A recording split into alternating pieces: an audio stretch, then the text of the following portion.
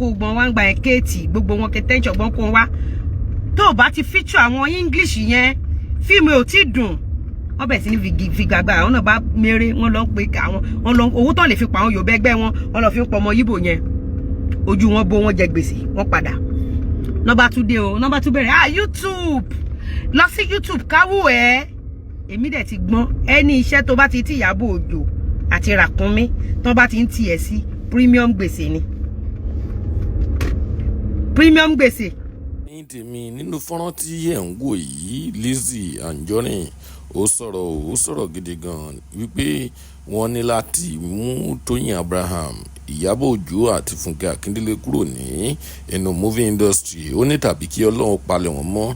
kí wọ́n tó lè gbádùn ara wọn ó ní àwọn wọ̀nyí ló ń lo ògùn wọn ní movie industry Yorùbá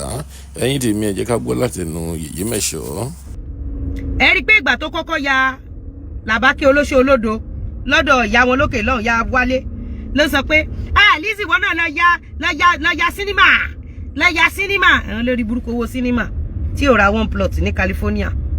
lọ́jà tó bá tó bẹ́ẹ̀ wọn náà lọ ya sinimá tó bá tó bẹ́ẹ̀ lọ́jà ẹ̀rí kí n dá wọn lóhùn ẹ̀rí kí n dáhùn ló bá tún dé o Return of Olóṣó Olódo lọ ya sinimá lẹ́yẹ gbogbo owó tó lóhùn fi ya sinimá wà láìkò ẹ̀ẹ́dẹ̀ páàkì síbẹ̀ yẹn Mr. Man ṣé dọ̀rọ̀ kẹgbẹ́ páàkì síbẹ̀ yẹn náà gbogbo owó tó lóhùn fi ṣe sinimá kò aláì kò ṣe dáínì mi gbogbo iye tó lóhùn ti pa àtọwọ́ tiẹ̀ o àtọwọ́ olówó gbogbo tó lóhùn kò ṣe dáínì mi I go dey lie for you mo ní kò ṣe dáínì mi kò ṣe dáínì kí ni àjọ ń sọ mo ní kò ṣe dáínì ká má ti sọ̀rọ̀ kitchen ló fẹ́ fi kú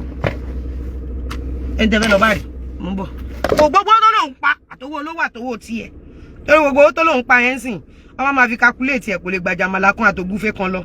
àmàlà méjì ògúnfẹ́ aláwọ̀ kan pé àwọn ilé ti tilẹ̀kùn mọ́ra wọn nọ́mbà tá máa pèrè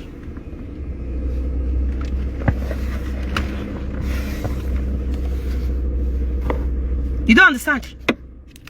nọ́mbà bẹ̀rẹ̀ wọ́n tún fọ́ YouTube lójú àwọn náà kọ́kọ́ fọ́ CD lójú yéé piracy o piracy o piracy o nígbà tó ń pariwo piracy ọmọ Yíbò máa ṣe fíìmù ó máa pariwo piracy àwọn kan náà ló máa lọ ṣe pirate fíìmù ara wọn ṣe ó dàbí ọ̀rọ̀ blogger tó ń ṣe yìí ni tó bá fẹ́ release fíìmù wọ́n ti ní àwọn boys tí wọ́n kójọ tán training tán kójọ ń gbà yẹn ibi kìíní náà ti kó wọn jọ wọn làwọn fẹ́ kọ́ wọn ní movie tó bá fẹ́ release movie wọ́n ti ṣe pirate copy wọ́n ti kó fáwọn ọmọ yẹn wọ́n ti kó sójú ojú ọ̀nà wọ́n ti kó sójú títì gbogbo ìgbésí ayé wọn ìbẹ̀rẹ̀ wọn òpin wọn bí kan bayé ara wọn jẹ́ ni ìwọ tó o bá fẹ́ kàn fi ẹ́ tọrọ bára lọ́jọ́ alẹ́ o gbọ́dọ̀ bẹ́sẹ̀ sọ̀rọ̀ kó o lọ sí ẹgbẹ́ àwọn ẹlẹ́ja ẹgbẹ́ ẹlẹ́kùlẹ́ja wò ó kó o lọ ṣẹgbẹ́ ọlọ́kadà ó sàn ju ẹgbẹ́ wọn lọ ẹni iṣẹ́ tó bá ti ń ṣe láyé yìí tó jẹ́ pé wọ́n ń jẹ́ lẹ́sẹ̀ ni ọmọ ìyá mi wá wòran nu ayé ni o.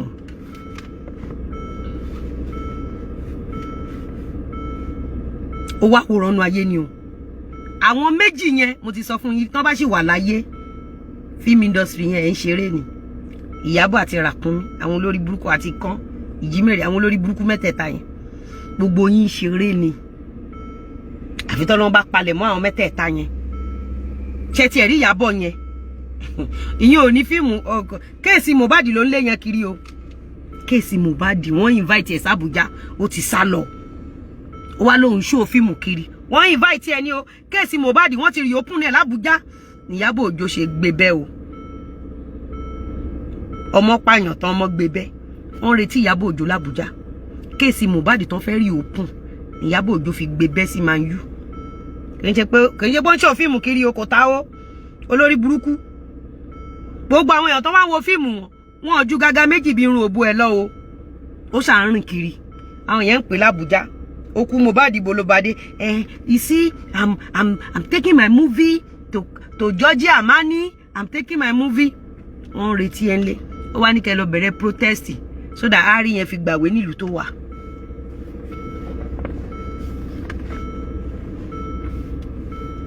mo ewa yìí anything tí n bá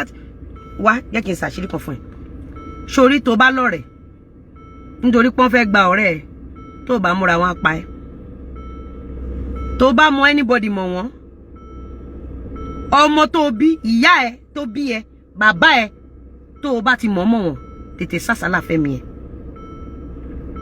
tètè sásàlà fún ẹ̀mí ẹ so anything that has to do with Ìyábọ̀ o Ràkúnmí o kíní ẹ bá wo Ìjímèrè sìn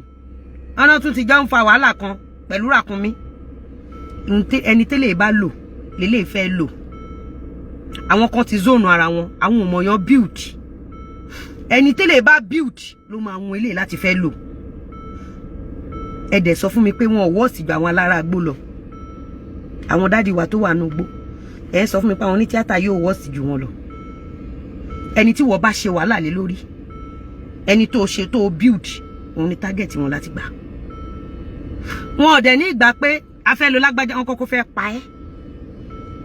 mo wo pa pàpáyà yẹn ọmọ yẹn ń sọ̀rọ̀ with full confidence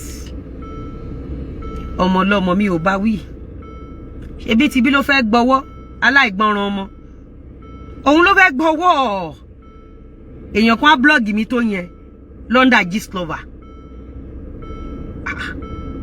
kí Ìyábọ̀ Òjó má wá fún mi ní kí mọ́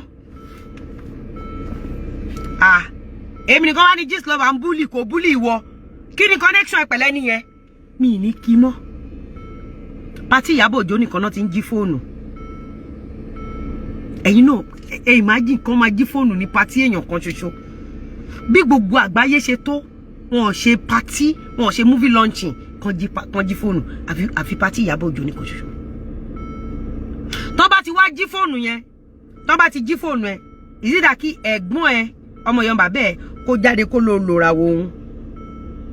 ẹ ti gbàgbé Ìlọ́kọ ọmọ Àrélù báǹtí ẹ ṣe jáde nìyẹn pé Ìlọ́kọ ló kádàrá òun ẹ rántí